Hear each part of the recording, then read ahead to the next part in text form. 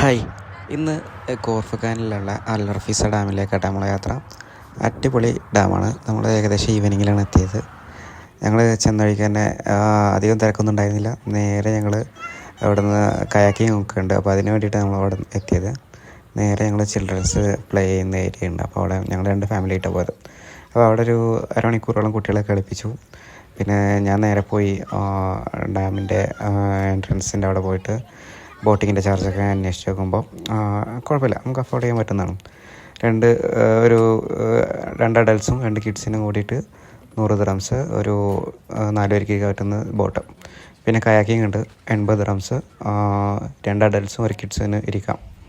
അപ്പോൾ ഞങ്ങൾ ബോട്ടൊക്കെ എടുത്ത് നല്ല അടിപൊളിയായിട്ട് ബോട്ട് ചെയ്തു.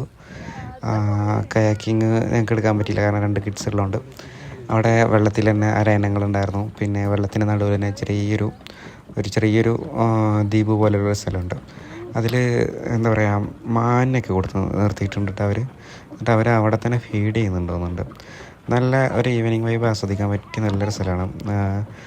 കോർഫുഖാൻ മലകൾ നിരകൾക്കിടയിൽ നല്ല അടിപൊളിയായിട്ടുള്ള ചെറിയ ഡാമാണ്. അത്യാവശ്യം വലിയ ഡാമൊന്നുമില്ല. അപ്പോൾ പറ്റുന്നവരൊക്കെ പോയിട്ട് വിസിറ്റ് ചെയ്യുക. അടിപൊളിയാണ്, നല്ല സ്ഥലമാണ്. ഒരുപാടൊക്കെ അറിയാൻ പറ്റും, പക്ഷെ എന്നാലും നമ്മൾ ഒന്ന് പോയ സ്ഥലമായതുകൊണ്ട് നമ്മളൊന്ന് പരിചയപ്പെടും.